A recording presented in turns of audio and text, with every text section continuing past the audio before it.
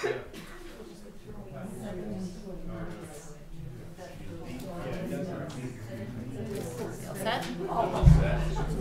Okay, welcome. Let's get this show rolling. I would just like to remind anyone, if you wish to have a conversation while this meeting is going on, please take it out into the hallways so that we don't get distracted with side conversations. And if you wish to address the board, please be recognized and step up to the podium. That being said, Selectman Fishman, would you care to read the quote for the evening? Oh, sure. Sorry. Let me pull it out here. For all the evils in the world, I see apathy as the most dangerous. Chris Long. Thank you very much. At this point, I would like to open the podium for any non-agenda items. Yes, come on down.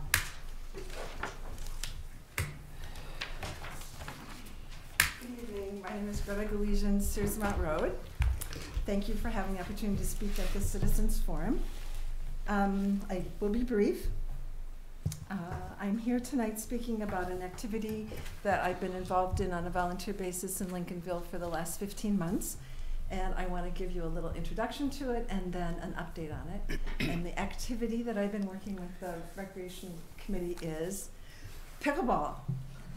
Have any of you ever heard of pickleball? Mm-hmm. So that's why I thought it would be important for me to talk to you about it tonight, because the Recreation Commission has in their budget request some ideas about pickleball for our community going forward.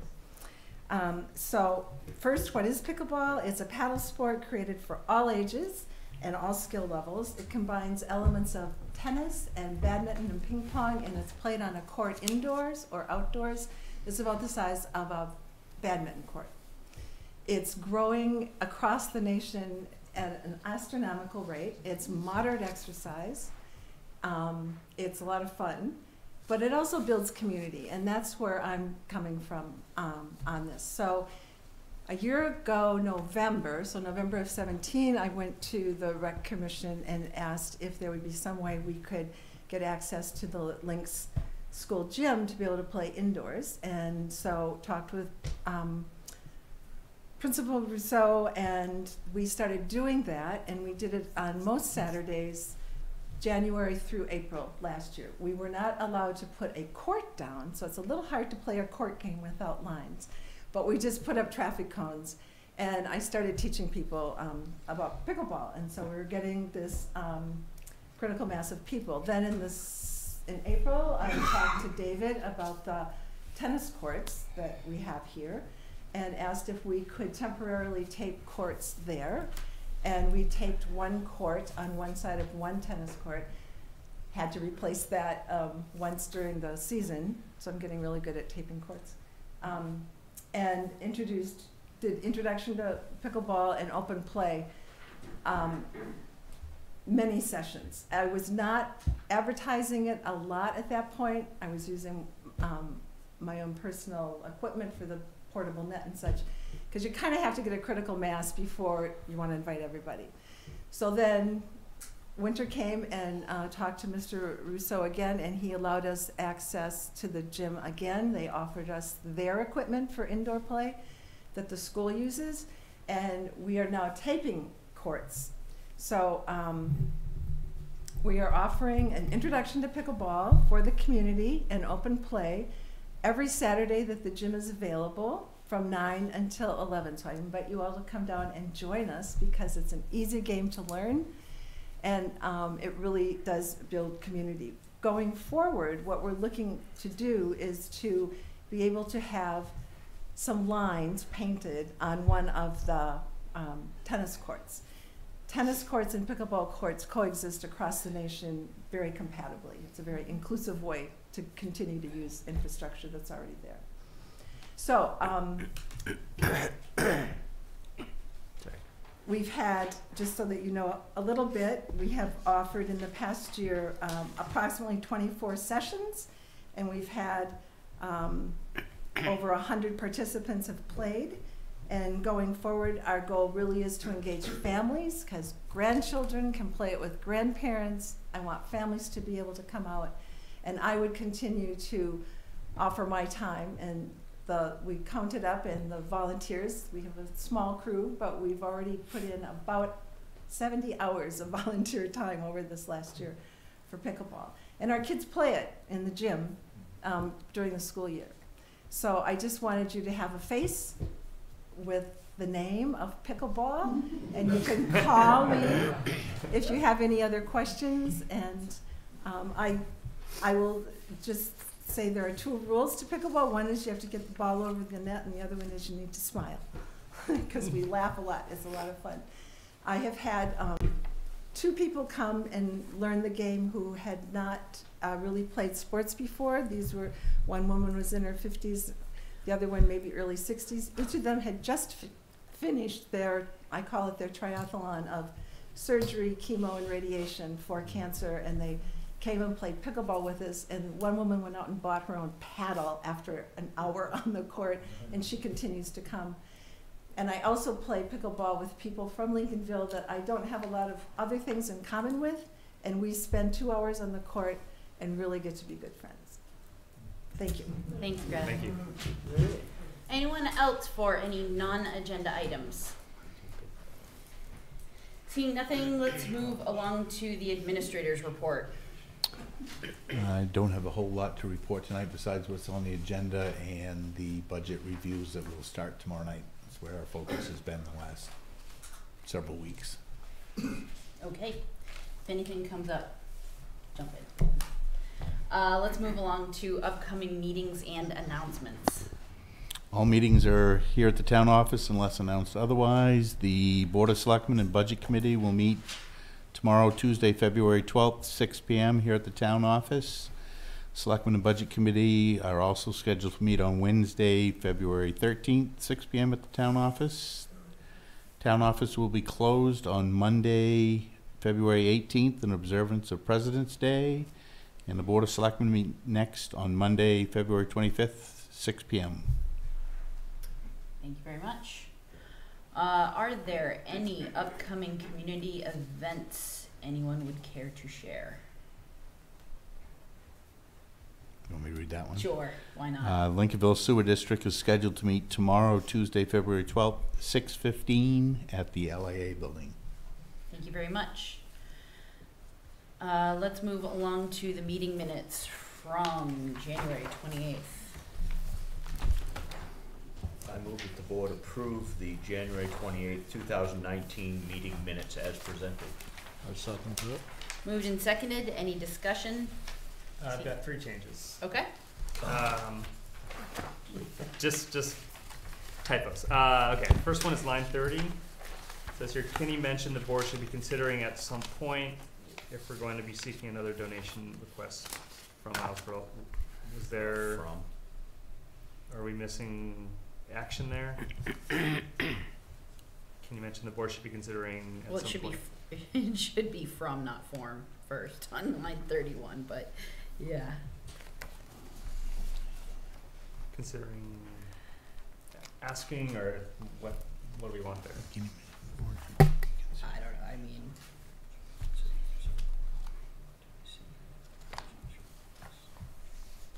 I feel like we didn't necessarily take any action. We're gonna be having that discussion tonight, so it was, I think, more just a consideration for the board. Okay. Line 69, site, should be S-I-T-E. First line? Yeah, 69. Oh, I see. 69, and then 171, as soon as reasonably possible. Just adding an S, and that's it.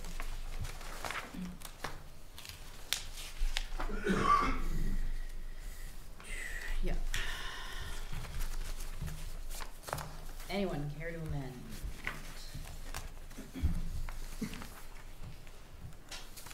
I move that the board approve the January 28th, 2019 meeting minutes as amended. I second. Moved and seconded. Any further discussion? Seeing nothing, all those in favor? Thank you very much. And we have committee chair and department head updates. First up, the finance Advisory Committee, please.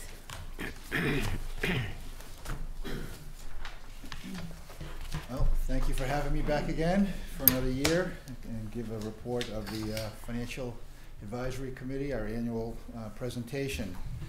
First of all, the Financial Advisory Committee members are Marianne Mercier, Gary Schwal, David, Kayla, and myself, chairs. The committee was formed about almost 20 years ago, and at the behest of the Select Board at that time.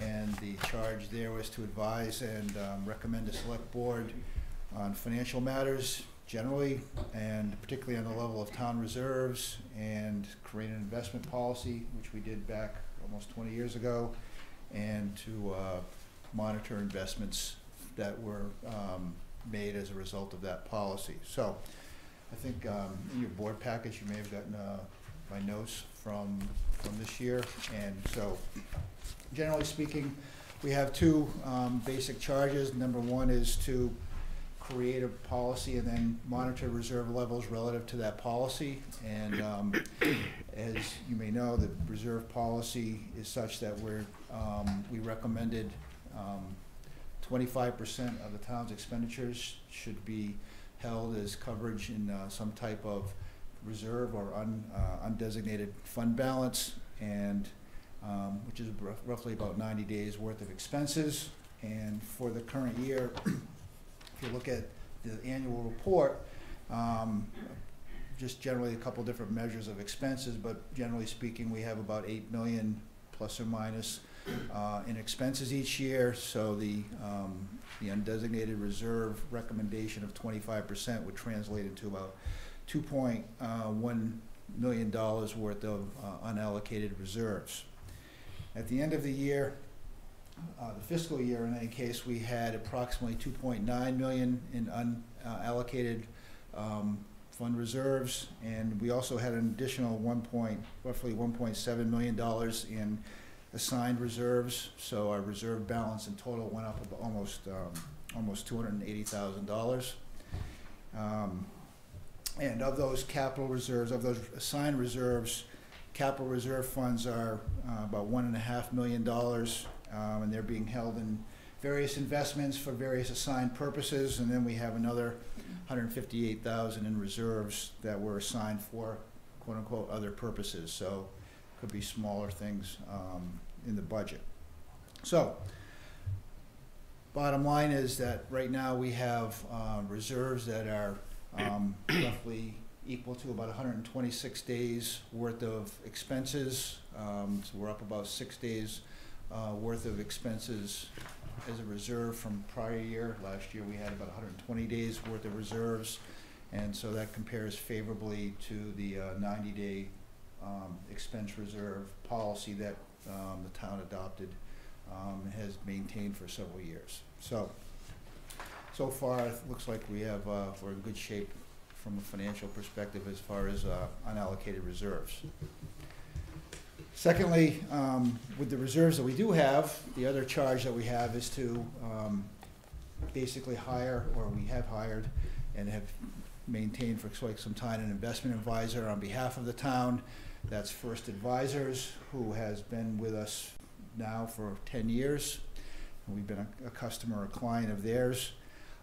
First Advisors charges us about 55% of 1% for a fee, and they have, after a 10-year period, since we've been their customer, they've decided they want to cut our fee down to half of 1%. So we're getting a little bit of fee reduction from them as well.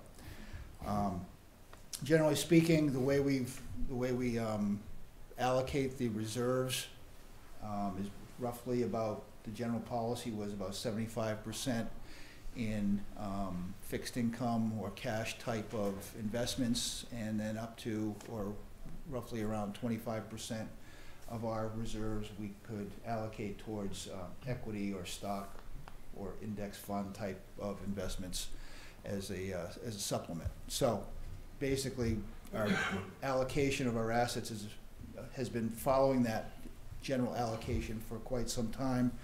Right now, the allocation, at least through the end of the year, has been 80% in cash or fixed income investments, 20% in equity investments. So we have about $4.56 million between unassigned reserves and assigned reserves that we're currently placed with First Investors, and they're doing the investment for us. So for the year, this year we were down overall 1.2% after fees, which is negative primarily because in the last quarter of the year the stock market was down quite a bit. That compares to being up 6.5% as a total return for our portfolio in the prior year. Overall, since we've had First Advisors, we've averaged about 3.7% per year annual returns for them. And a couple of things I mentioned and that are in your report in front of you is just showing the different returns for the different allocations of assets. So we had a cash return this year of about 1.8%. Cash represented about 9% of our $4.6 million portfolio. Our bond portfolio and fund portfolio on the fixed income side was up about 0.7% of 1%, so that was represented about 71% of our total holdings of our reserves, which is low, but it's up a lot more than the prior year, which was generally flat. And where we got hit this year was on the market return for the equity piece. Last year we were up 23%. This year it came back down about 6.97%. So just to kind of give you a sense of how things played out on a proportionate basis. Overall, we had a net market loss of our portfolio.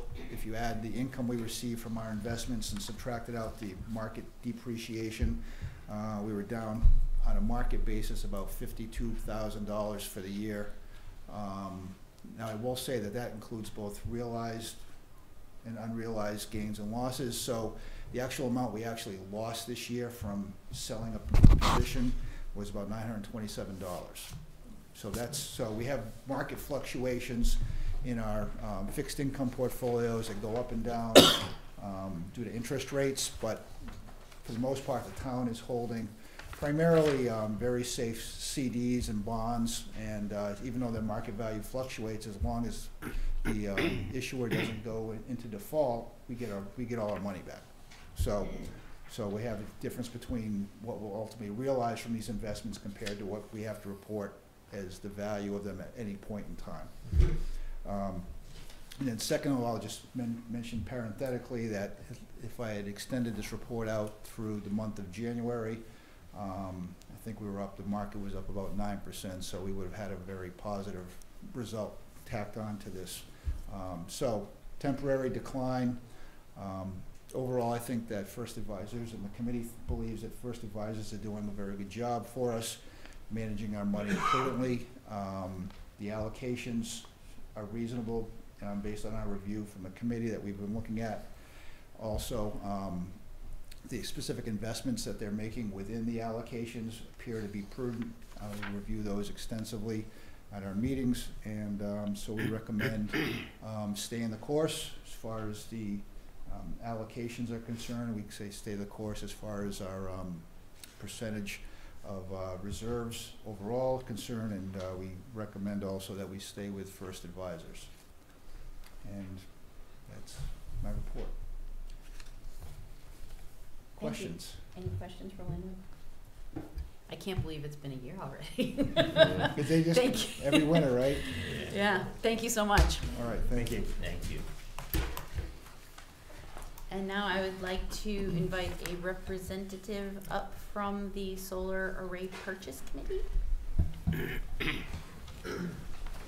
There may be a couple of us, just because You want your John's slot? gonna show me how I'm to do gonna this. operate the Okay. slide so you can stand there. Thank you for having us back.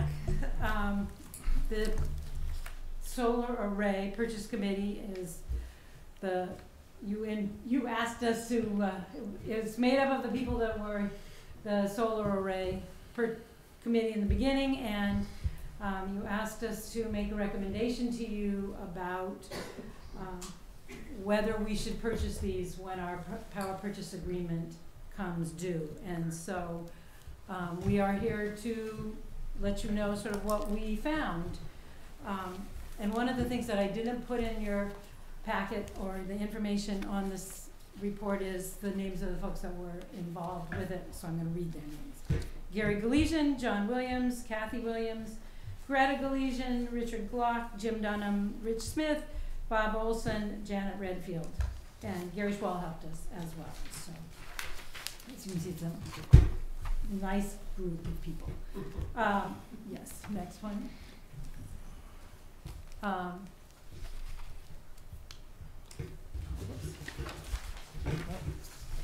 Okay, anyway, so yes, this is the one I was looking for. As you can see, this is how much we were hoping to get out of our solar. So we're going to give you a little bit of background information about how the solar panels are actually working. And the good news is they're actually making more than we had targeted. So that's great. They're doing their thing. And one of the things that we realize is that we have already started creating good environmental benefits, and our annual carbon dioxide offset is about almost 60,000 pounds, which translates to more than 3,000 gallons of gas that are not burned, or 4,700 gallons of propane that are not burned. So good on us. We're doing what we can. Yeah, thank you. So the power purchase agreement, which is how our solar panels are structured in the town, started in December of 2016. Revision owns the panels. They take care of them. I don't think there's been much to take care of, but that's their responsibility. We then buy all of the power that they create back from them at 13 cents for the first 2 years, and then there's an escalator built into that so that each year it goes up by 2%, the amount that we pay for the electricity. In year 7, which now is actually year 6 because of some laws have changed, we can actually purchase we can choose as a town to purchase our panels for $61,165 more or less. If we do that, we become owners to the panels, and we are responsible for the maintenance, the replacement, the repair. Fortunately, there's not a lot of moving parts in solar panels, so that doesn't have to be a big thing, and we'll come back to that a little bit. So the question is this a good idea? Should we do that? Should we purchase them? So we did a bunch of research. We spoke with Chris Donovan, who is a representative from Revision. He's their legal and financial department representative. We brought in Gary Schwall from the finance committee to sort of help us with the financial considerations. Greta contacted the town of Elliott, which is a similar sized town. They have 2 sets of solar panels. David helped us with getting insurance costs and numerous other things, and John and Gary crunched the numbers as they worked their finance magic.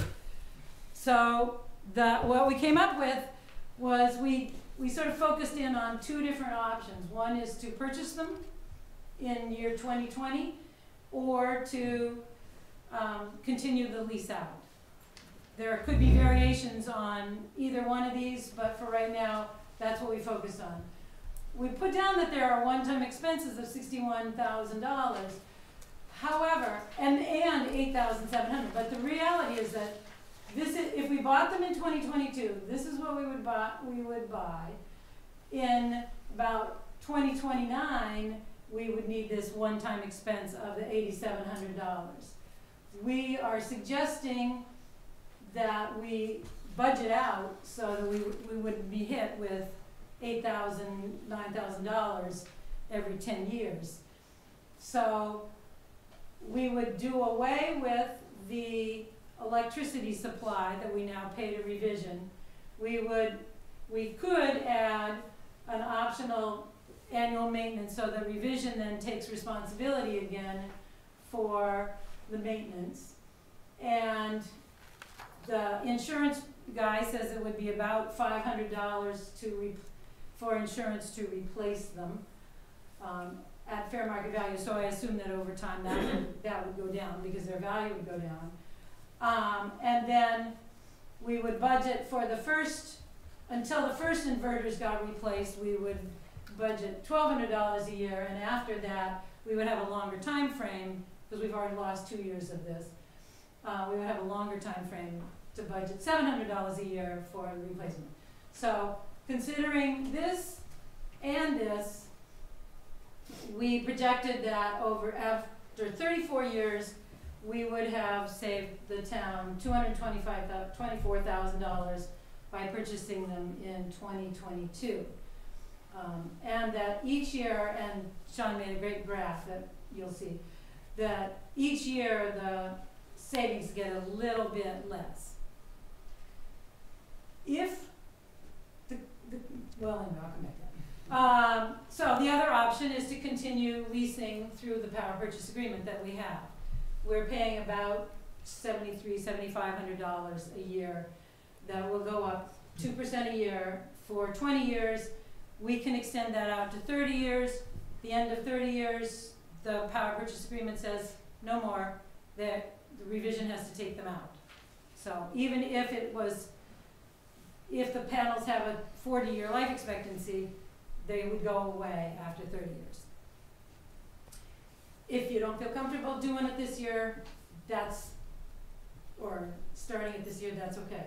But, so our committee sort of hashed all of these things out, crunched the numbers, and is recommending that we do purchase them as soon as possible, which is January 2022. And even if we do nothing and continue on with the power purchase agreement, we're scheduled to save like $50,000 in the next 25 years. So even if we don't, but we feel that we have the opportunity to save $224,000 at least by purchasing them in 2022. By purchasing them in 2022, the payback would be 11 years. So including those annual expenses, those new inverters, it would take us about 11 years, and we'd be broken even with buying the panels.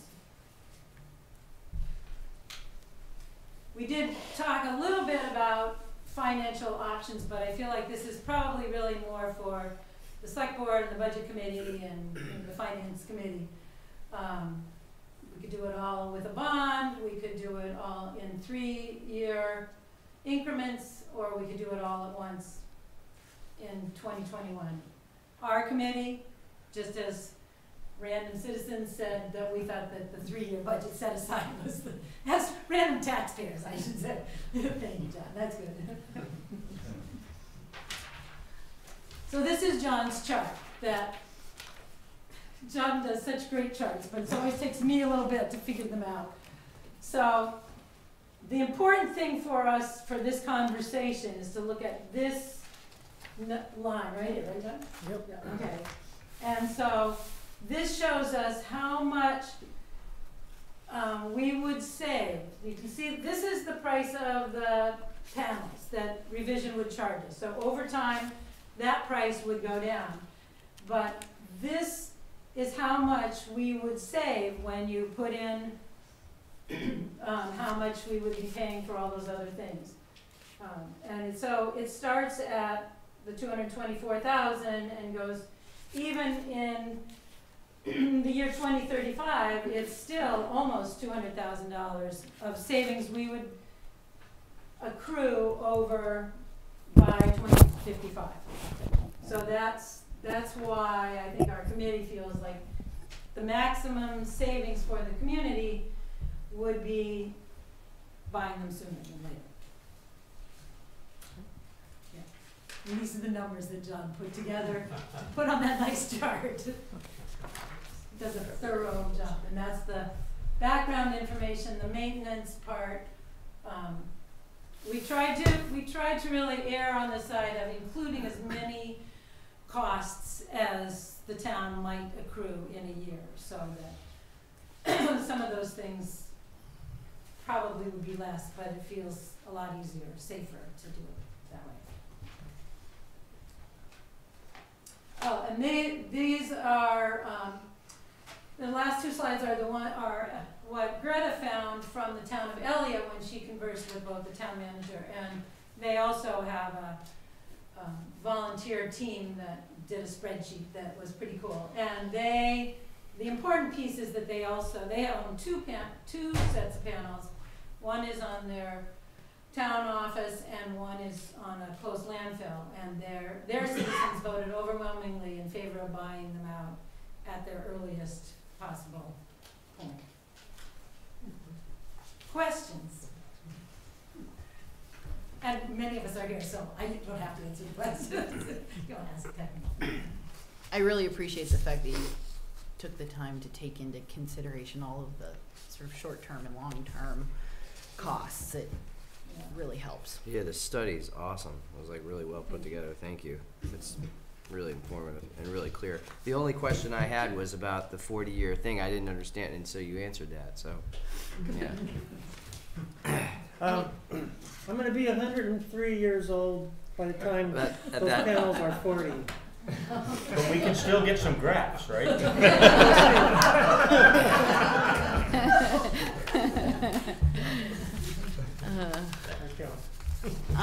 Any questions on this presentation at this time?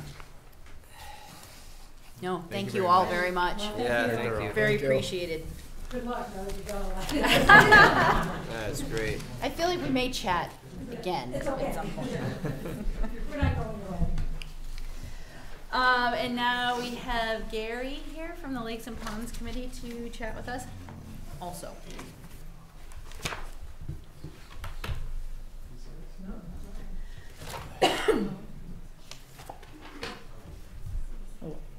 I'm Gary Galesian, the chair of the Lakes and Ponds Committee, and it's great to be here with you again. We've got a lot of members of the committee here with us. Maybe the members of the committee could raise their hands so you know who they are. And we also have Roger Rittmaster here, who's the chair of the Camden Conservation Commission. And you'll see why he's here in a few minutes. What I want to do is talk to you about a project that we've been working on for the last 6+ months. And we've been putting a lot of time and energy into this project. And it has to do with the use of styrofoam in floats and docks in our lakes and ponds.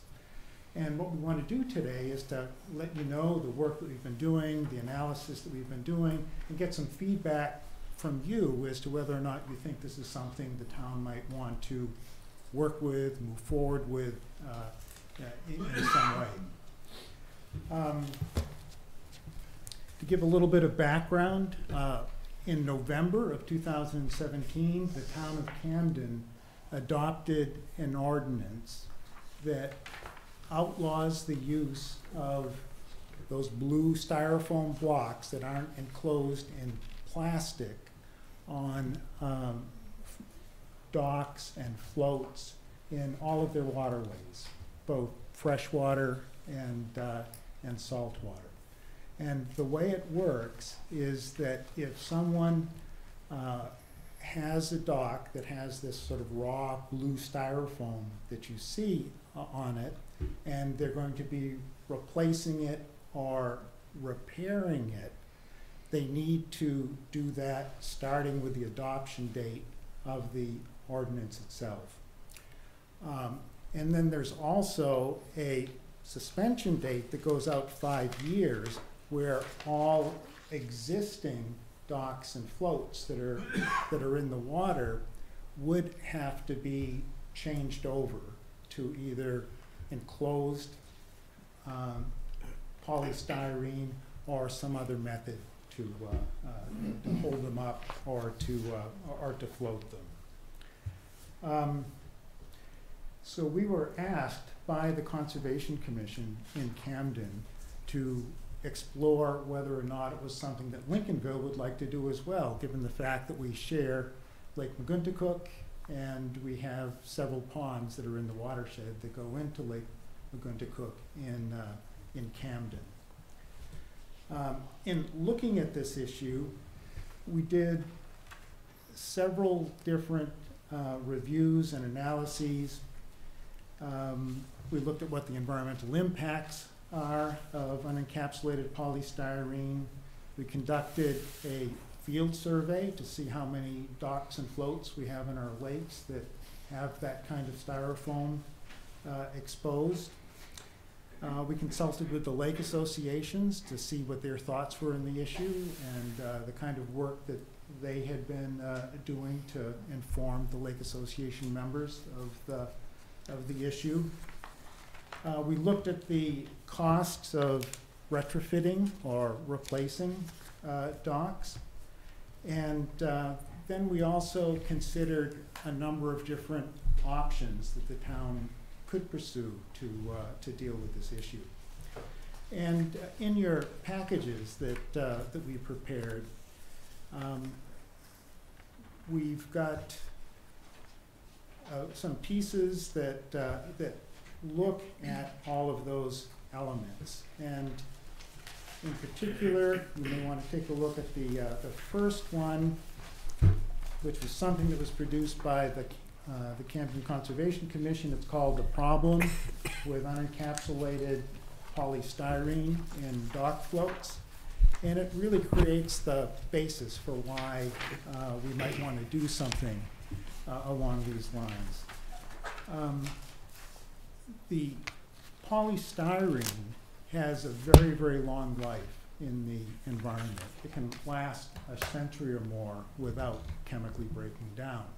But what happens to it is through abrasion, through animals boring into it, it ends up breaking down into smaller plastic pieces, and those smaller plastic pieces are eaten by birds or fish or other wildlife and cause serious problems for them. And also it continues to break down and it floats really well, so it goes out from the ponds to the streams, to the rivers, to the ocean, and contributes to the microplastics problem that you've probably all read about in the oceans and the jeers that they have in the Atlantic and the Pacific as well. And the final issue is an aesthetic issue. I don't know if you've been around some of the harbors and around some of the lakes, but if you look on the downwind sides of lakes, you'll see it collecting. And you can have just many hundreds of feet of blue styrofoam beads that collects at those points. So it is, to some degree, a sort of a nuisance and an aesthetic issue, a property value issue. And if you look at the handout, you can see what the unencapsulated polystyrene looks like, which are these blue styrofoam blocks. And you can look at what the encapsulated looks like, which are usually covered or encased in a polyethylene-like plastic. Moving on to the ordinance that was adopted in Camden.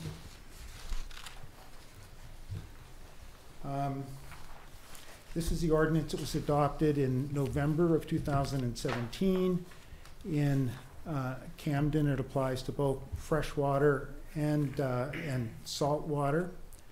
It establishes the basis for doing it. It defines what unencapsulated polystyrene is, and it also talks about what the ordinance applies to. So it would be dock systems, floats, mooring systems, and buoys.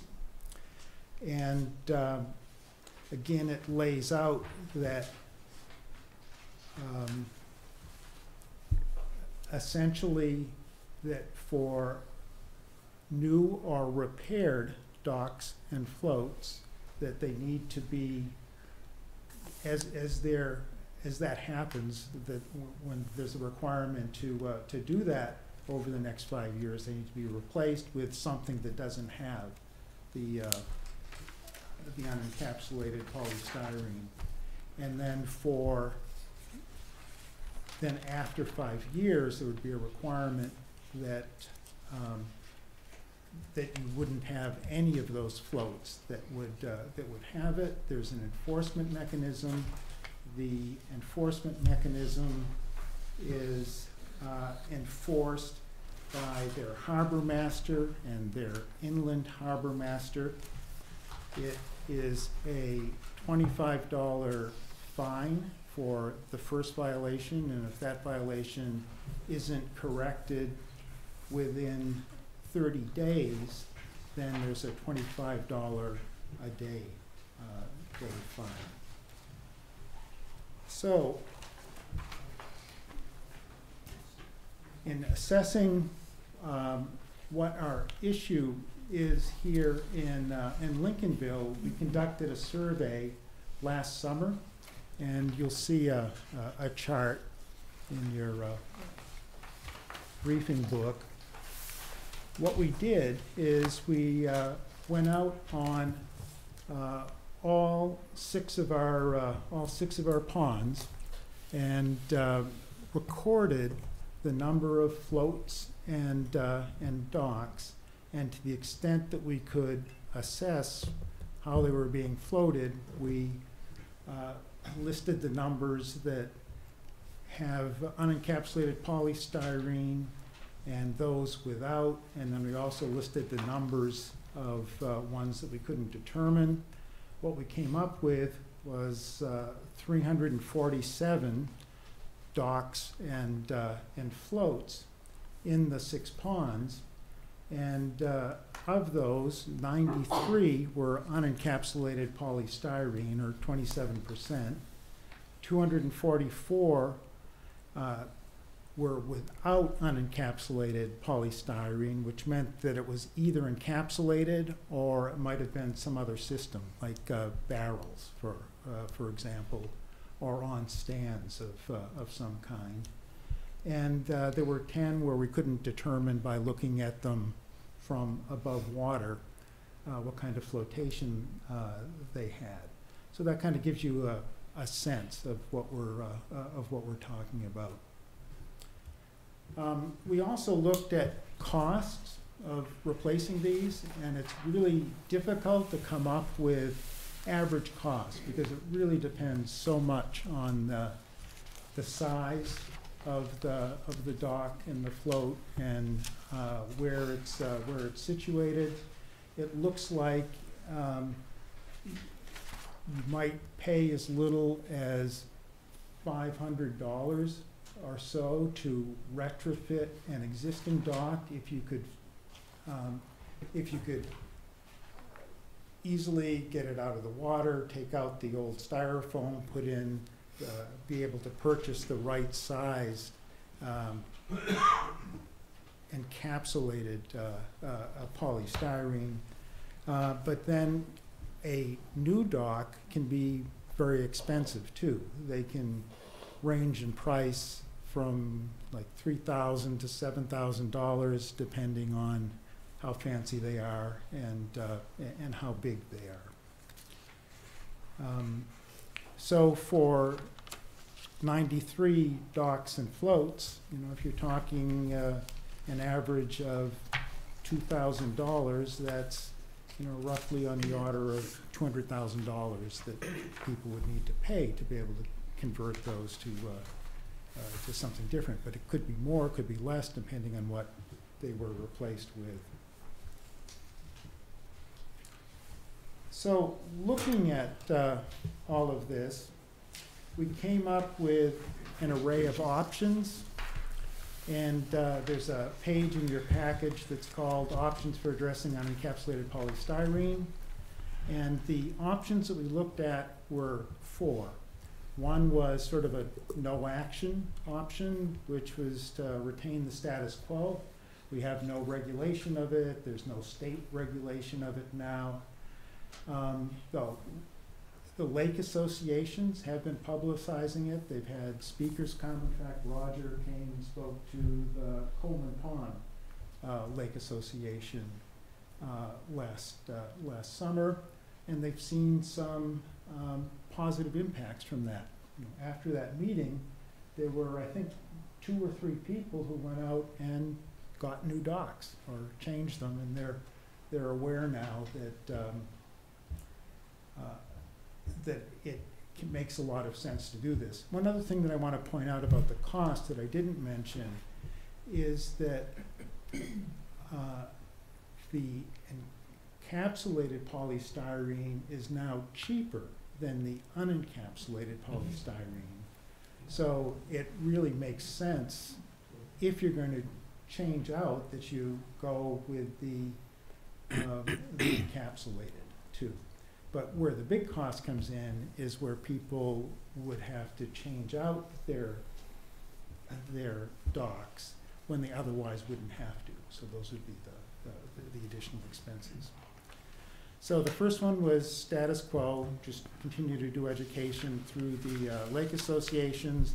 The second option is to increase the amount of public education and outreach.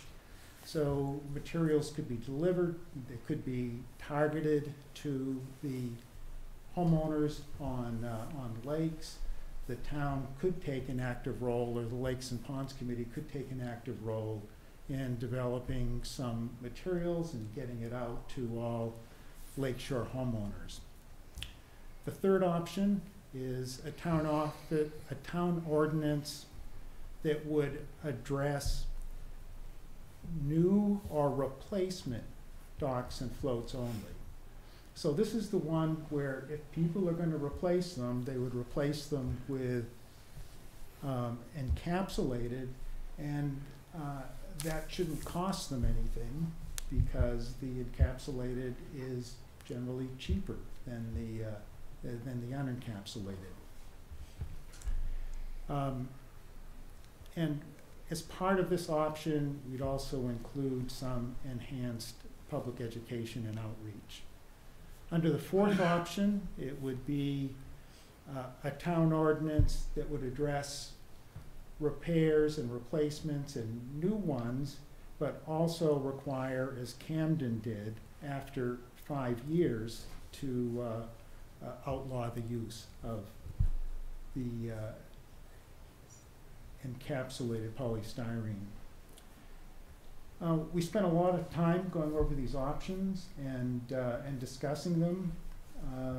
We did arrive, though, at a consensus, and that's the recommended option that you see at the bottom of the page. And basically, our recommended option is a bit of a combination of some of the others. So primarily, it would be option 3, which is require any repair or any new one coming in to have, to not contain the unencapsulated polystyrene.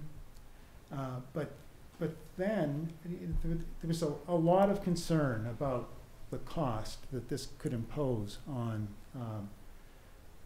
the dock owners. So what we wanted to do then is continue the kind of monitoring that we did last summer and see how much progress we're making in converting over, and then have a revisitation of the issue 2 or 3 years in the future to see whether or not it would require a more regulatory approach to get significant change in the polystyrene. At this point, I'd like to call on Roger to talk a little bit about Camden's experience. Their commission made a similar sort of recommendation to this one, to just deal with repairs or new ones going in.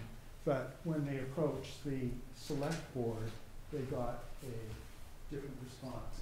Before you do that, Gary, does the board have any questions for Gary right now on anything that he? Okay. Great, thanks, Gary. Yes, sure. So this was passed a year and a half ago now. We've had one summer. When I presented essentially what Gary just presented to you, to the board, I think most of you know John French. John said to me, Roger, this isn't going to work. If you don't make it mandatory, nobody's going to do anything. And everybody else nodded on the select board. And the lawyer took my draft and did research of his own. That was Bill Kelly, many of you know. And rewrote the ordinance to what you see now as our ordinance, and it passed by 80% of the voters as a mandatory drop dead. Now, the only other thing I can offer is, what's happened in the past summer, because I've watched on the river where I live and paddle 2 or 3 times a week. We've had one dock. One person said, now that I see what's happening, I'm going to switch over right now. I think everybody else is saying, I'm not going to do anything until I'm forced to do it. The question comes up about the expense, and my only comment from a conservation commission is lakeside homeowners, we all have a responsibility to the environment. We have a choice. We can keep polluting, or we can keep our docks out of the water if we're not going to do what I consider the right thing. So I mean, it's a little bit harsh, but in reality, people do have a choice, and we do have a responsibility. Not with our septic systems and everything else. If we live near the lake, what we do and decide to do as individuals and families has a big impact on our environment. So happy to answer any questions, but that's what's happening. So currently, you're or you have the 5-year right. So plan. at the end of 2022. So 2022 is when the shit's going to hit the fan. Right. and I am not certain. People are going to start complaining and saying, I didn't realize it. I've spoken to the McGuntacook Watershed Association, the Coleman Pond Association. I've written letters in the Penn Bay Pilot and the Free Press and tried to advertise this issue, but I think I'm missing a lot of people.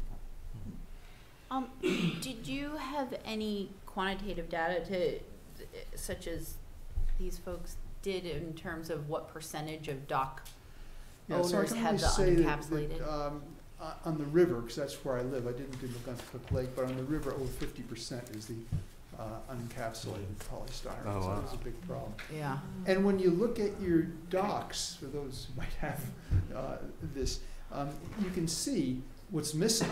Those billets of unencapsulated polystyrene are breaking apart. They're not disappearing into the atmosphere. They're going right into the ocean or into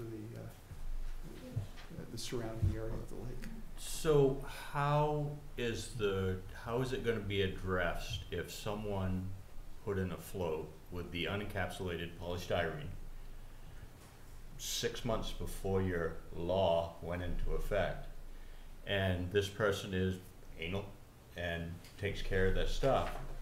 A dock properly or float properly taken care of could last up to 10 years or 10 plus years. 40 years. 15, maybe 20, whatever. Well, Are you going to look at that person and see a dock that's well taken care of and say, "I'm sorry, you don't comply. You're going to be fined if you put that back in"? Yeah. Is that what you're going to do? Well, I don't know what Camden did. This isn't me. No, but is that what's going to happen? That's what the ordinance says. That's what the ordinance says. I don't think that's fair to the taxpayer. Okay. My personal opinion. Yeah, that's. Yeah. But an animal. But they put it in before this was, and if you. Let's not engage in conversation. Yeah, and I understand your opinion, and all I can say is what's happened in Camden. I'm not sure what'll happen in 2022, and I'm sure there'll be some people who will complain vociferously. And that's, we'll have to see. Yeah. I just wondered if as thoughtful as people are, and if this is vetted properly, I would think that would have been on the table when that decision was made. Oh, it was. Yeah. There was certainly discussion about it. But the issue of is this doing environmental harm? Everybody said, yes, it was, and we need to do something about this. And as an example, for Miami Beach, the entire town gave 6 months for people to get the encapsulated polystyrene out after the decision was made to do it. So there's a whole range of possibilities. Thank you So- for taking the Thanks. time to come and chat with us. Yeah. Yeah, thank you. Yeah. I know a lot of folks here anyhow. So, Kern, I think the reason that the Lakes and Ponds Committee makes the recommendation that we do, which is not to require it for existing afloats, is for exactly the same reason that you brought up. There can be really significant costs associated with this. And I think the Conservation Commission in Camden did the same thing. What they brought to the board was, we won't make this mandatory, because I think there were concerns along those lines. But it was the response of the board there that said, let's go all the way.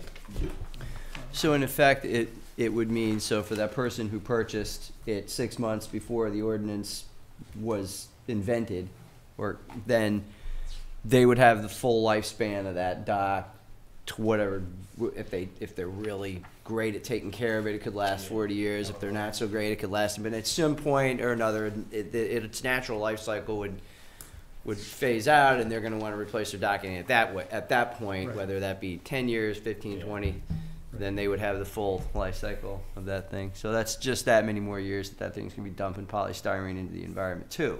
I mean, that's the other side of that. Yeah. Gary, my mind always goes to the question of enforcement whenever we talk about adopting a new ordinance. Did your committee have conversations about how the town would go about enforcing this ordinance? Should we go down this road and have this conversation? We did, and we talked about modeling it on what the town of Camden did, which would mean that the inland lake warden, and I believe that the inland lake warden for Lincolnville is the same as the one for Camden. Whether or not that would increase expenses for us, whether or whether that could be handled, given what we think the volume of this might be with what we're currently providing, I don't know. The other option that we thought about is whether or not the CEO, the code enforcement officer, could play a role in it. It goes to structures, and perhaps it could follow a similar enforcement route for anything that isn't in conformance with a zoning type regulation. But it seemed to us as though the lake warden might be better positioned to do this. Any other questions for Gary at this time, or any of the eager? Well, I'm really encouraged that it's only 27% from what you saw. So that's really great to hear. And I didn't realize it was actually less expensive for the encapsulated or alternative floats. I mean, I personally absolutely support, at the very least, having an ordinance for new docks. And I mean, I don't own shorefront property, but I do feel like 5 years is an adequate amount of time to sort of prepare for the replacement. And with the environment, as a society, we don't internalize the externalities of pollution. And so I think you make a very good point about how this doesn't just affect you and your family, but everyone downstream. And so I do think that is a responsibility if you have these floats. Well, and also that once again, we learned that humans, unless given a rule, will, more likely than not, there's been one dock change since, thinking. So, and when the 5-year mark hits, then they'll be complaining and then they'll change. But so we know that no matter what time period there is, that will all occur in that time period. Or you don't put a time period on it and, you know, you just let the things naturally live their lifespan out and then I mean, those seem to be the two options. And in 40 years, they would all be changed. In 40 years, they're all phased out anyway. Right. Or you decide how long you want it to take in your town and make it take that long. Any other questions for Gary from the board right now? I see we have a audience member that has a comment or question. Yeah. All right, Gary, thank you very much. Thank you. If I could just say one other thing, whatever guidance you might have for us in talking to David, David said that if you would want to potentially move forward with an ordinance, that it's, I guess, general practice to have some kind of a public meeting associated with that. So that's something that we could take on and help out with in some way. And it sounds like there still potentially might be time to put this on the ballot or on the warrant for the town meeting that's coming up. David, how much lead time do we need to get something like this on the ballot for June? Depends on what you mean on the ballot, so you get a written ballot, or if it would be a floor vote at town meeting. Because written ballots take there's a longer period of time, because we have to have ballots available 30 days prior and get them printed prior to that, and you have to hold the public hearing is required. So you're looking, I want to say now, sooner rather than later in terms of either way, because whatever gets drafted has to go through legal review to make sure it's complying with state statute. So if you're looking to do something in June, time is of the essence. I'd say we could push it into the end of March, really, but that's kind of it. Thank you, Gary. Thank you. Yeah, please. Richard Sanderson, I'm also on the Lakes and Ponds Committee. I just wanted to make the comment that the idea that there was only one dock change, since our association started hearing about the problems this past summer and the concerns about the unencapsulated polystyrene, there's been more changes. There have been several changes in dock systems that we've noticed since the summer. So it's not as discouraging. Right. Yeah, I heard that comment, but Jonathan's comment was one change if people aren't forced or faced with, you know, penalties. Yeah. And we're seeing more change than that, and that's why we want to give it some time to see what might happen over the next 2 years as we continue educating people about the importance of making the changes. Thank you. Great. This isn't necessarily explicitly a conversation about talking about floats or potential ordinance or whatever. This was an update by the chair of the Lakes and Ponds Committee. So we do have many other things and pieces of business. So if there is anything different or cogent to anything that Gary had to say with regards to his update for us, fine, but we can't get mired in a conversation about docks and floats right now. Which is not to shut anyone down, but you understand we could be here a very long time. Please. Lisa McLaughlin, and I'm also on the committee. But apropos your comment, muskrats get to these floats. Muskrats get to these floats and can do a lot of damage very quickly, and the little pieces could be all over the lake in a very fast amount of time. So I bet they love it. Oh, yeah. Whitney, did you have a? Yes, I do. Unless you shot me down. No, I just keep things on track. I like to run a tight ship. So I'm Whitney Opersdorf, Lakes and Ponds Committee, and Coleman Pond Association, which I'm representing, has done a lot of education through their newsletters as well as through Roger coming to our annual meeting. It was astonishing to me when we went and did our survey how effective this has been. So I recommend education, and also the town doing education through flyers to give, or just that what you have in your booklet there, that are given to new lakes and ponds owners so that they know about the styrofoam floats and polystyrene and unencapsulated and encapsulated. So thank you. Thank you. Thank you. Thank you all very much for your time and effort that you've put into this. David, do you want to give a little preamble of our next agenda item? Sure, I'll wait a moment for the... Hey Bob, good to see you. Proud to run out.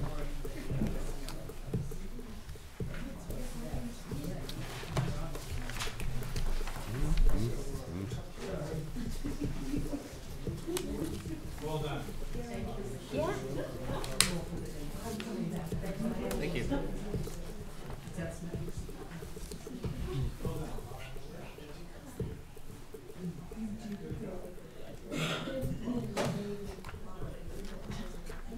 Oh, and I thought everybody was staying to talk about posted roads. That's why Are you? Oh, good. Hot topic. So the inland waterway mooring ordinance moratorium that was adopted by the voters had a 180-day life, which will expire on the 23rd of this month. The Board of Selectmen is allowed via the state statute to extend the moratorium for an additional 180 days with a couple of conditions. Conditions being that the problem giving rise to the original moratorium still exists, and that reasonable progress is being made to alleviate the problem. And at your last meeting, the board had a report from the Inland Waterway Mooring Committee Chair regarding what progress they had made in terms of understanding the problem and working towards a solution. In Jay's report, I believe he advocated somewhat to have an extension done. The board set a hearing for tonight. We have loads of public here. They're all out in the hallway now. Well, not all. Not all. Some are still here. And with that, I guess I'd put it back to you to conduct your hearing and then decide what you want to do. Do you want a motion to open a hearing? Or can Sure. I think that would be lovely. Would anyone care to make a motion, please? I move that we open the public hearing on potentially extending the moratorium on inland waterway moorings. I second that. Moved and seconded. Any discussion? Seeing nothing, all those in favor? Thank you very much. Would anyone from the public care to get up and comment?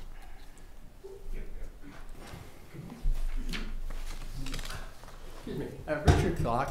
I am familiar with the inland waterway in New Jersey and Florida, but I didn't know there was one in Maine. So I'd just like to know, what is the inland waterway in Maine?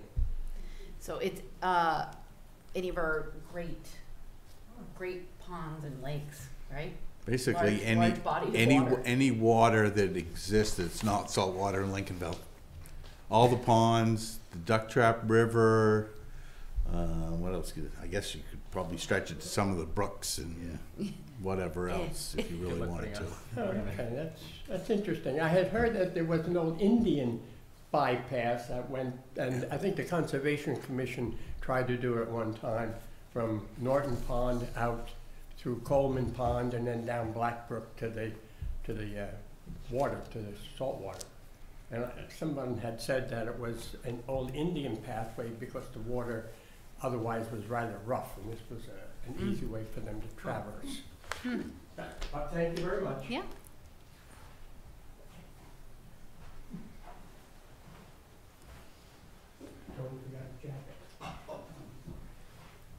Anyone else? Seeing no one rushing up to the podium, can I have a motion to close the public hearing? Unless, Gary, do you wish to get up and speak? Okay. So can I have a motion to close the public hearing? I move that we close the public hearing on extending the moratorium ordinance on inland waterway moorings. Second.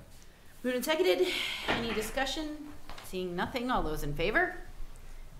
And can I have a subsequent motion, having held a public hearing regarding extending the moratorium for the moorings on the inland waterways? I move that having held a hearing, that the board find that the problems giving rise to the need for the moratorium still exists, and that reasonable progress is being made to alleviate the problems, and that moratorium ordinance on inland waterway moorings therefore be extended for an additional 180 days until August 22nd, 2019. No second. Moved and seconded. Any further discussion? Seeing nothing, all those in favor? Thank you very much.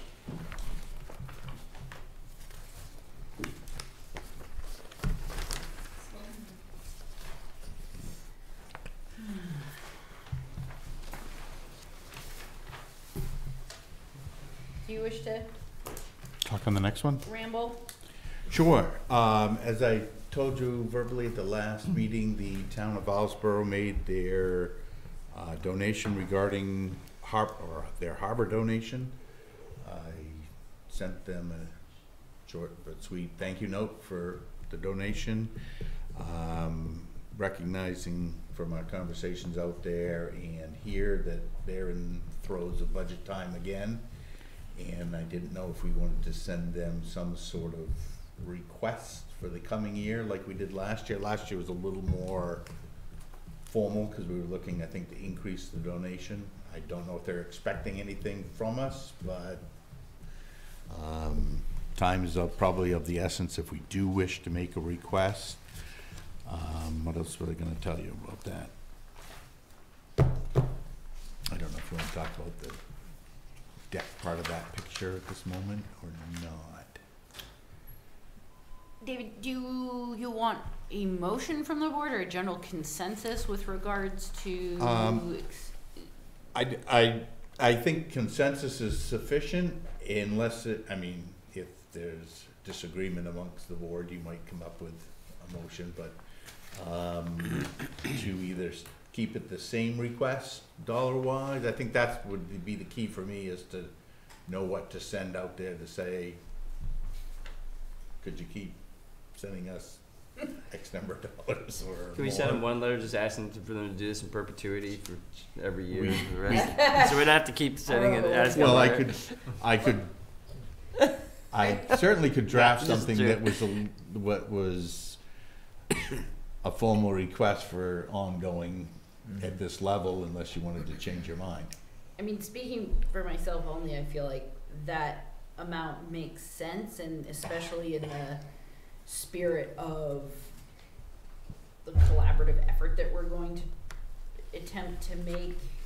I will also attach a sort of sub-question of, are we any closer to setting a date for the subcommittee? Because I feel like that would help inform, maybe not this year, but future requests. Well, on the subcommittee part, Karen, you weren't out to Islesboro the last time we made a trip up there, but you were here at the last meeting when you got appointed as an alternate. I informed, I forgot about that. I informed the town of Islesboro of the board's selection, and also said that we'd appointed an alternate and suggested that perhaps they considered the same so we could expedite that Also reached out to the harbor committee chair to ask if he would bring that up with the committee to get their suggestion for a person to serve on that committee. I did talk to Nick as well. I sent him an email first, and I talked to him subsequent, and he said he would reach out to the other members to see if they had a volunteer that would be willing to do that. If not, I think he was going to be willing to volunteer to do that. So I did get a response back from Janet Nelsborough that said she would forward that onto her board. So Okay. we're taking baby steps. Nothing's going to get less expensive down at that facility, and I feel like it is a heavily jointly used facility, so I feel like it's reasonable to send a similar formal request. I think it's polite. Yeah. And I think we can set forth, we're talking a year, this time next year, we're in hopes to have a float constructed so we can set forth that in fiscal year 20, our plan is to replace the float. And I think we can also make some judgments on some of the other replacements that we'll be doing coming up, because some of our own floats down there have unencapsulated blue styrofoam, but we are working to replace them. All the ones we have at Norton Pond we replace with encapsulated, so we're leading by good example. So by my recollection, back when we had the conversation about, with the Owlsboard Select Group about their participation with no funds, with no dollar amount in that conversation, it was my understanding that they understood that their participation was much needed and that we were serious about moving forward with projects and that their concerns were never going to go unnoticed again. And I think they're expecting to give us money from year to year, and I think the $15,000, I think they were expecting that. Maybe they were expecting a little bit more. I think the 15 is good for now, and I think in that letter, I think, yes, we can outline there's going to be one or however many floats targeted for replacement, not rebuild, but replacement for the upcoming year. And also, I know we've got a little bit of information here we need to get through with a study that's going to be done, but I'm about studied out now. I realize this makes sense to do this before we pull the trigger on something, but I'm looking for 2020, early 2020, to get started on something with that pier. We can't, summertime is not advantageous. It's just too busy. The fishermen are going 100% at full tilt. The town of Owlsboro, there's just so much going on. I think it's a wintertime project. So I think we need to indicate that, that's on our radar to be started at least. I mean, I don't know, maybe 2020 is not a good time, but good a time as any. I really think we need to.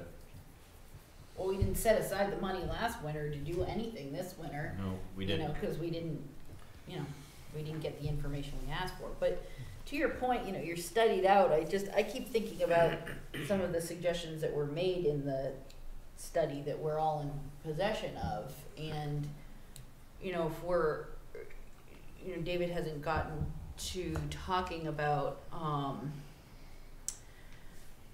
potential monies involved in this study program, but I'm curious to hear the board's consensus when we talk about undertaking major improvements. I mean, we've heard about one aspect of the facility, but we've also heard about a boat ramp that's basically unusable for anyone other than a dinghy, and a water depth that is basically unusable for 50% of the time. So I'm just curious what the board's thoughts and direction are with regards to looking at tackling some of these punch list items. In this study, is this going to involve, geez, you know, something you guys need to dredge, we've got this money and we'll help you do, is that the type of study this is going to be? Well, just to give you a little background for anybody that's listening or hasn't read through this 30 pages of whatever was provided to me, I had a chance to meet with Matt Nixon, and the woman's name escapes me at the moment.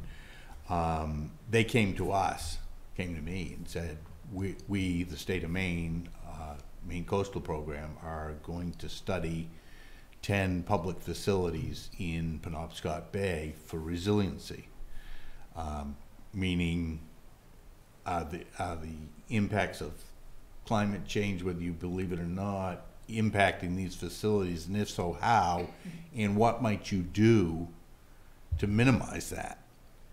And I said, great. I mean, they can do it anyways, with or without our participation. They wanted to know, do we have plans for how they were built and so on? The answer is yes.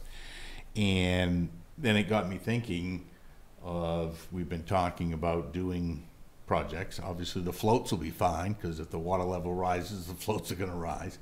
But there are times when the pier itself is pretty close to the water. Yep. And we're looking at a decking project that the last one lasted, what, 30 years? 30 years. And it's, depending on who you talk to, still going. So if we're going to do something different, it's going to last another 30 years. What's Lincolnville Harbor going to look like in 30 years? I don't know. But if there was something that would, if we were to invest money, we want to invest it wisely, looking out the 30 years. And there's nothing that they're talking of looking at that's going to inhibit us doing something down there this year. They're going to be done in August, is what they're telling me. I think it's they're going to do it whether we want to or not. But I think it's good information to have. It might alter what we choose to do long range down there. There's also been some discussion and debate amongst people about the need for it in terms of the decking project. I'm a little disappointed I don't have more to report. I reached out to Steve Rule, who did an inspection for us a couple of years ago, to say what would it cost us to do an update of that with a specific eye towards the deck. Do we need to do, the Collins report had picked a percentage, 20 or 25%. Steve had given us some guidance in terms of thickness, to give us a definitive answer, so that when it comes to the limited resources and money we have to put towards improvements, we want to make sure we spend it wisely. Why do 100% if we could do 20%? Why do 20% if we could do 3 boards? You know, that type of thing, and still provide safe and convenient use of the dock for people. So that's kind of where I am. We don't have enough money to, throw it needlessly in the wind. Mm-hmm. We want to make sure we're taking what monies we have and stretching that as far as we can, as well, wisely as we can, because there's a lot of demands for it out there. So I was wondering something. It's getting back to Islesboro for a second. Yeah. Have they seen this? The sort of our basic timeline of, yeah, we shared this. This went with the letter last year. Okay. And we, at our last trip, or one of the last trips out there, we talked about the float not being done this year because the folks from Dark Harbor, who happens to be part of Islesboro, but told us we could milk one more year out of that easternmost float. But it's in the budget that Joe will be starting to go over tomorrow, the monies to actually do that float. And I think everybody's in line with, getting these floats up to speed, so we don't have to worry about them for another right. So I think time. requesting, I think we should request at least 15,000. But I do think that for future large projects, we should certainly consider asking for donation that's project based. I think that, you know, there's a lot of buy-in that way. They see specifically what it's for. Yeah. And so I wonder if asking for this amount right now makes less sense than waiting until we have a project. I don't know. Well, and to that end, I feel like we do have projects, but is the board ready and willing to give David the go-ahead to start looking into some of them? You know, we've talked in great generalizations about a bunch of different projects, and David, correct me if I'm wrong, but doesn't the state have the ability, or maybe not the ability, but from time to time the state will aid municipalities in engineering of Yeah, there's boat launching ramps? Yep. There are a number of different programs through either Bureau of Parks and Lands, almost all of them, that fund boat launching ramps or waterfront resiliency studies, or the ship grants that we've gotten in the past for wave screens or for floats. Yeah, there's monies out there, and that's one of the things I also had talked with Steve with, was he apparently has done a number of boat ramps with other municipalities, but with state input and money, to trying to tap his knowledge as a resource and to give us an idea of some of the deficiencies, and if there was, you know, kind of help us lay out the path that he's already been down elsewhere with some of these projects, because, you know, if you try to find all this stuff on your own, you might stumble upon it, but man, if you can find somebody who's been down this path before, use them. I don't disagree with what you know, with your idea of asking them for money for projects, but I think it's important that we stick with the money that they're giving us, which we've talked a fair amount about with them and amongst ourselves. I think it's very important to be able to tie that to things that we're doing at the pier that directly affect them and us. Okay, meaning I think it would be a hard sell if we took that type of money and bought a new hoist for the. Oh, yeah. Okay, so that, I just want to get that out there, and I think they're expecting that. But I think we need to make sure that they see that that's what it's going for. I certainly, for our town, would want to see that, and that, I think that was one of the things that they were happy that things were going to be transparent, and they could see that our money wasn't going to be used for, you know, their money wasn't going to be used for something else. Yeah. You know. Well, I think for the real short term, in terms of replacing the eastern float, and then even if you go back to the Harbor Committee's plan, next year they're talking another float, and that would have to be the dinghy float, because then we'd be down to the 2 dinghy floats. And this year, based on the actions that we're taking at town meeting in terms of allowing anybody that has a mooring to have a dinghy, that certainly, you know, these are relatable. Yeah. And I think that helps them to see that some of their past concerns are being addressed. Certainly, I guess, so to your point, I feel like the board in general has gotten a lot better in being more proactive in thinking long-term, big picture projects, and to the point that we potentially are codifying a partner in working on maintaining what we have down there at the harbor and looking at the problems. And I think about the problems is that I hear that half the time people can't tie up at our facility because there's no water there. All the time there's no parking. And 99% of the time, no one can use the boat ramp. And so I would like to encourage the board to look at getting the conversation started now towards addressing some of those. And potentially, if you look in the harbor or the Collins report, if we look at fixing the boat ramp, that could create some additional parking. I mean, that could be a twofer, and if we can get the state involved in helping us engineer the thing, there's savings in that. But there's permitting, there's processes, which, that could be, what, a year, 2 years? Yeah, I mean, to get depending on rolling? what you end up wanting to do, but certainly, even if we started today to get something in a year from now's budget for approval in, June of 2020 for construction in 2021, that's a long ways off. But you got to take the first step at some point.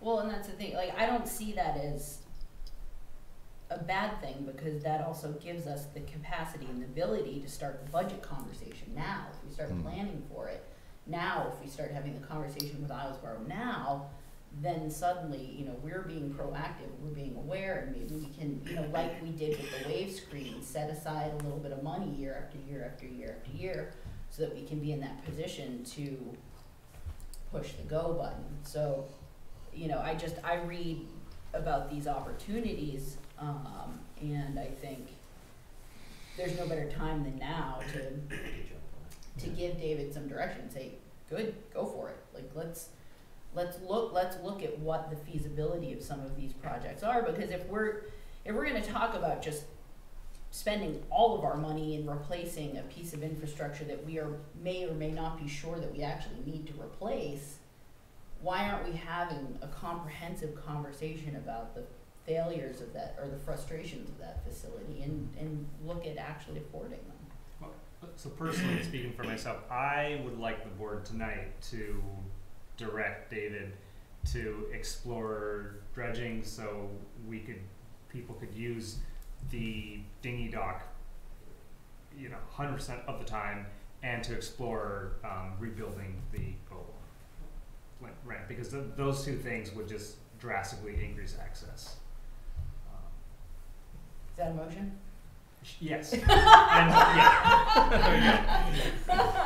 And I would love to hear what everyone else thinks about that. Yeah, I mean, I'm all in favor of doing that. I thought we basically had gone that route a couple meetings ago, but. Well, that was just for the pier decking, right? Maybe we didn't put it into a formal motion, but I think that we did bring that up as far as the dredging. My understanding on how dredging works from talking to different people, we were all sitting on the same thing, is that the dredging's expensive. We don't know how effective it's going to be, or how long it's going to last. But the thing is, if you get the dredging done when somebody's in the area, or if you get whoever doing it to do it when they're doing Rockport and Belfast, then you can get it at a cheaper price, because they're going by and they can stop and do it. Yeah. And you're not paying them to ship from wherever. Not to cut you off, but if that was indeed a motion, can we at least have a second to I'll continue the second it. conversation? Okay, so moved and seconded. So, so you were saying, yeah, the mobilization. And I mean that, I don't know where effective was. I think the more things that we don't want to overload the whole thing, but the more things you're doing at the same time. I mean, if you get whoever's going to be redoing the deck, you're going to be needing some equipment and stuff there. If the dredging can be done with parts of the same equipment at the same time, or the same contract, the same group to come in and do some of these things, you're not paying setup fees for 3 different contractors. You're paying one setup fee for one contractor. I mean, ideally, there are not that many guys out there that do dredging, I don't think, compared to redecking and redoing this and that, but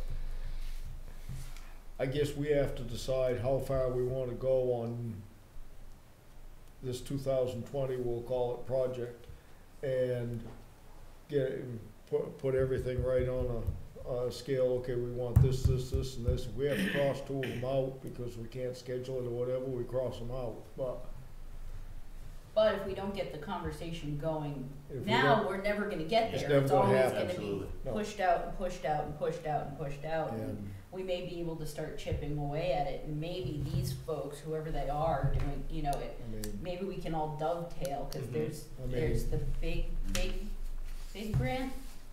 Is that what the acronym Yeah, is? the voting infrastructure Yeah. grant. Yeah, so I think about it, I mean, it's all taxpayers' dollars, we've all contributed to it, however, it would be foolish for us not to put ourselves in a position where we're at least in partnership with our neighboring municipality and the monies that are out there.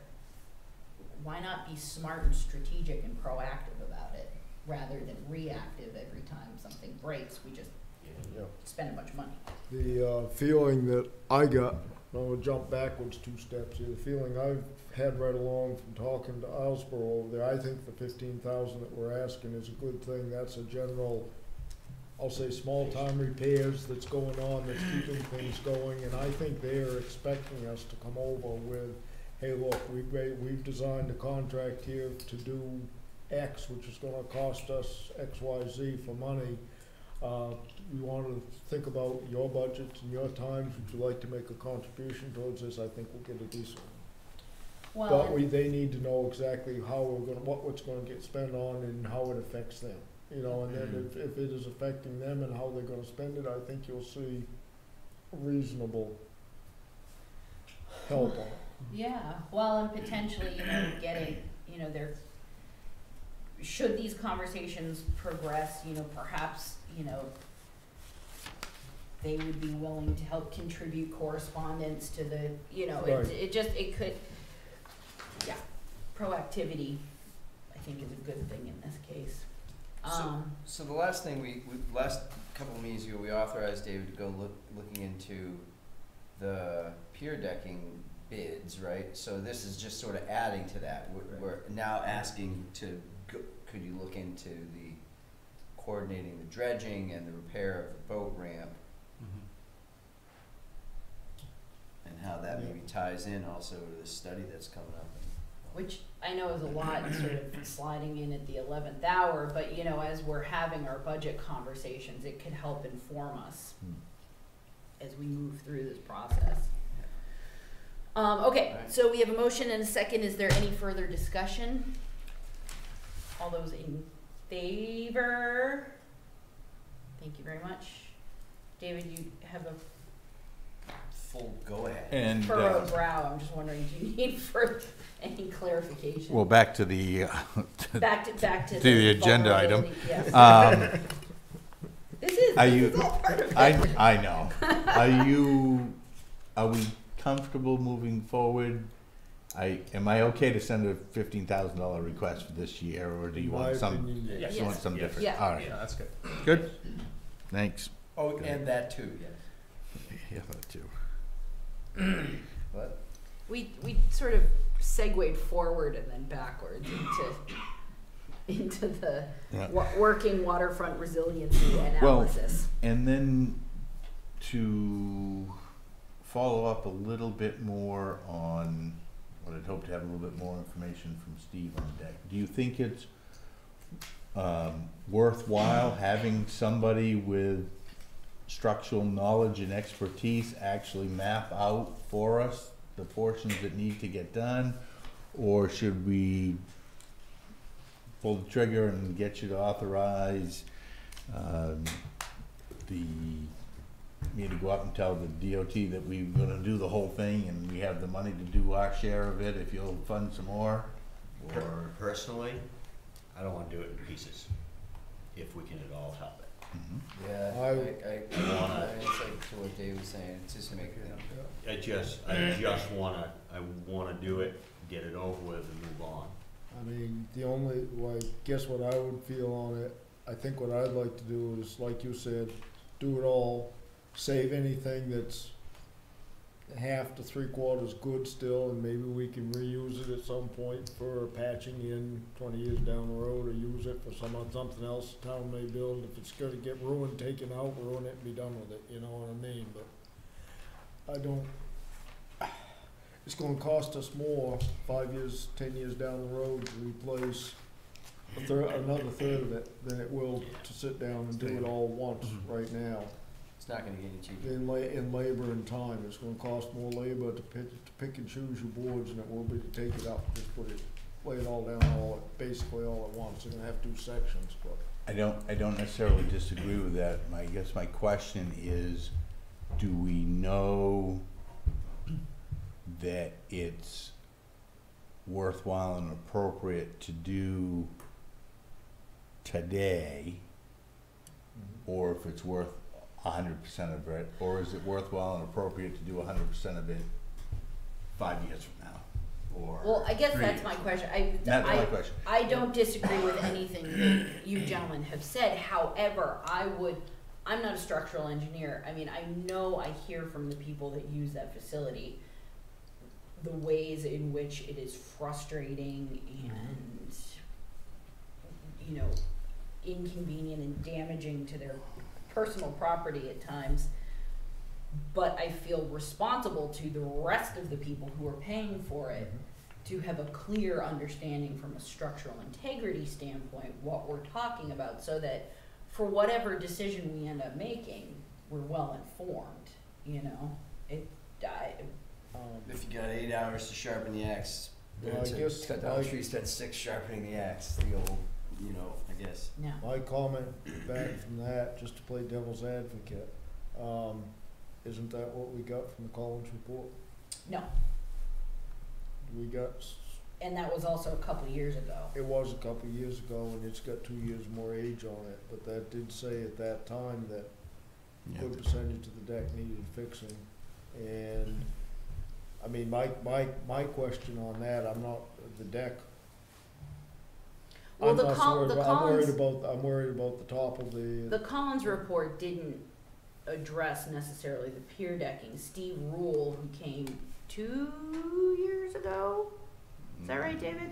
Yeah, I think so. 2 years ago, who did Okay. the structural integrity study that we asked him to do, said that it was fine and gave us parameters that we needed to consider when it came to replacing some of the pier Yeah. decking. I don't know if he said it was fine, but Well, yeah, Collins, I think, he had- gave the right. parameters on Collins which. had given us their estimation was a percentage, and I don't remember if it was 20 or 25% of the deck within a period of time needed to be replaced, primarily where the vehicles go out and turn. I think you walk down there, you could see that. That's deteriorating faster than some other portions. When Steve Rule was here, he said the deck was, I don't remember the dimension, 3.5 inches when it went down. When it gets to, I don't know what the dimension was there, either 2 3/4 would be a guideline for replacement. And he told me how to go measure it.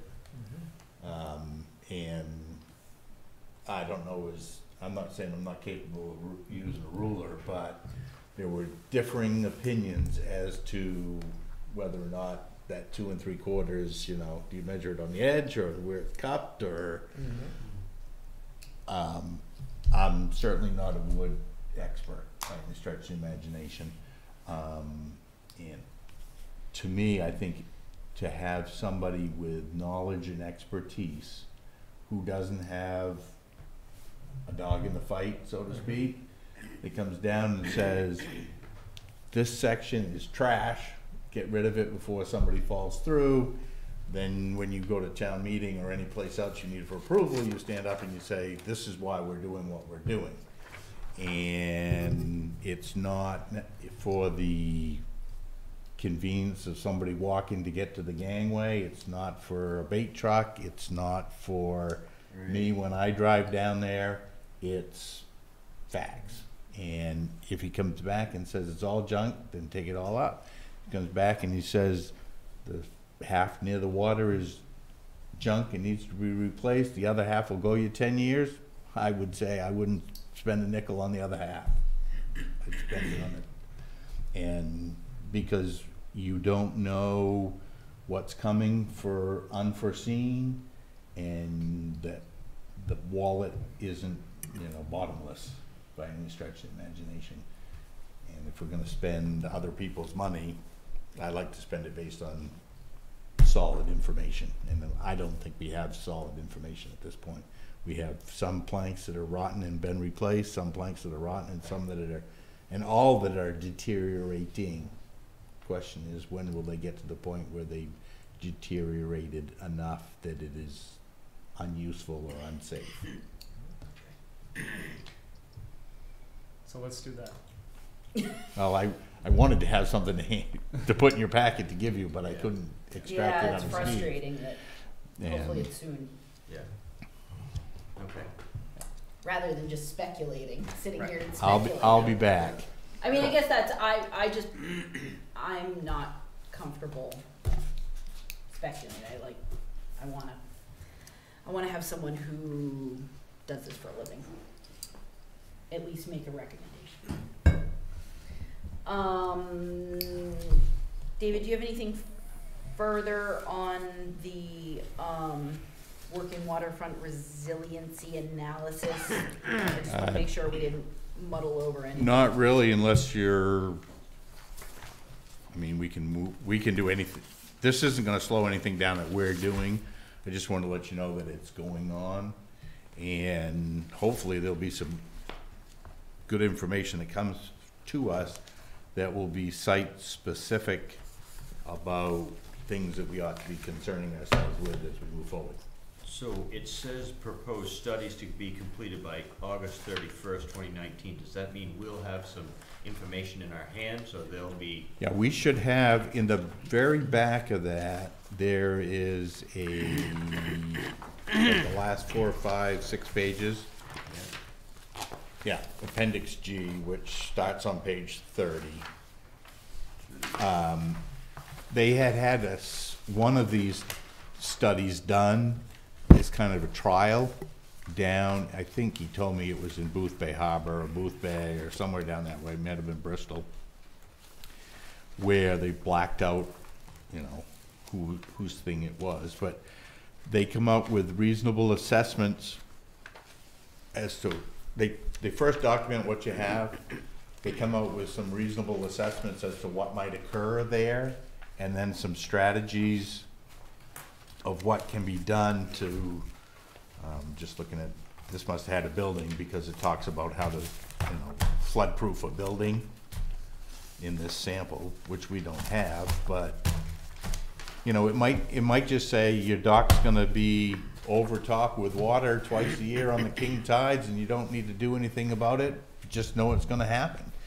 And, okay, but it might also come back to say, hey, when your dock gets flooded with a king tide, the whole thing's gonna float up and float away, and you better do something, and here's some options. It's just a little bit more information. Yeah. It's kind of an assessment of the risk and of damages from what may occur. And I can't imagine we would get any of this work done by August 22nd anyways. No. So. No. No, It's okay. this is a long, Yeah. long conversation. Yeah. Okay, anything else on that particular topic? Let's move along to LD 290, an act to prohibit motor vehicle use in the intertidal zone. So we had a conversation with a representative of the Marine Patrol, when was it, last fall, about cars driving down on the intertidal zone at Duck Trap. We made a site visit down there. We decided that perhaps this wasn't a local issue or solely a local issue. And you had me write a note to Representative Ziegler, alerting him to the fact that this is occurring, and was there anything that the state could do? And he introduced legislation on our behalf, or on behalf of the state, to prohibit motor vehicles from driving in an intertidal zone unless they were launching or retrieving a boat, engaging in an activity that has received the necessary state or local permits for which a motor vehicle is necessary, or an emergency vehicle. The public hearing on this is tomorrow, I reached out to all of you to alert you to that because I have an appointment that I'd really prefer not to change. And didn't want to go testify without having somebody bless it. I received one positive response from Selectman Garrettson that said he would be willing to go if that was the board's pleasure. He and I worked together to put together a little bit of a testimony. That draft is in your packet. I hope he's still prepared to go. Yes. And I did get a call from Representative Ziegler on Friday indicating that there may be a provision in some statute that prohibits this, but he was going to look at it into it more. We might hear about it at the hearing. They also may have a whole they've got some other legislation that apparently has been submitted regarding the intertidal zone that this may get rolled into, but the public hearing is tomorrow, and voila. Thank you, Josh, for volunteering to go. I think that's great. My only question is, when it says from, why would it not say the Lincolnville Board of Selectmen as opposed to a selectman? I think because when you testify, you're supposed to give your testimony as to who you are. Okay. And it does say in the thing that he is there on behalf of, Oh, yeah, yeah. and speaking at the request of and behalf of. Okay. I mean, it could say, Josh Gibbons, Selectman for the Board of Selectmen or something. Representing. Yeah, I just know that in the past, we've tried to make it really clear that it was all of us.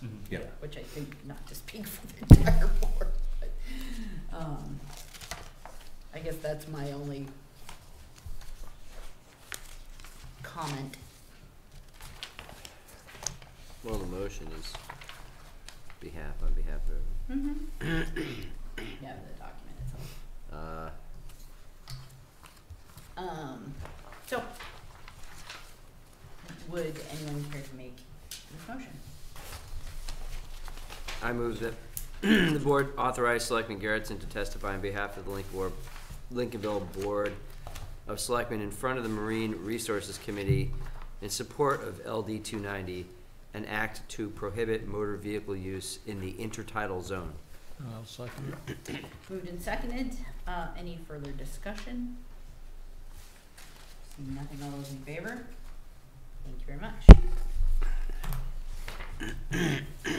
And it is that time of year again where it's getting warm and cold, warm and cold, warm and cold. So we need a motion to authorize the posting of the roads. I move that the Board of Selectmen authorize the road commissioner to post the roads for weight limits as he deems to be in the best interest of the town, and further that the board authorizes the use of our signature stamps on these postings. I'll second. Moved and seconded. Any further discussion? Seeing nothing, all those in favor?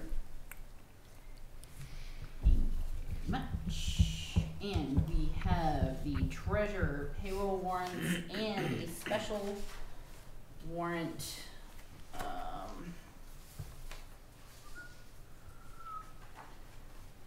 which is looking like some Amazon supplies and more of a boiler project. I move that the board approve the treasurer's and payroll warrants Second. and the treasurer's special warrant. Thank you. Second. Seconded. Any further discussion? Seeing nothing, all those in favor? Thank you very much. And before a final motion, we do have further business, so can I have a motion, please?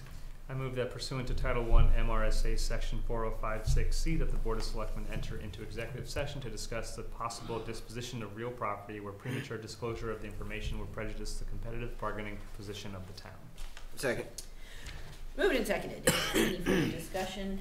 Seeing nothing. All those in favor? Thank you very much. And let's sign these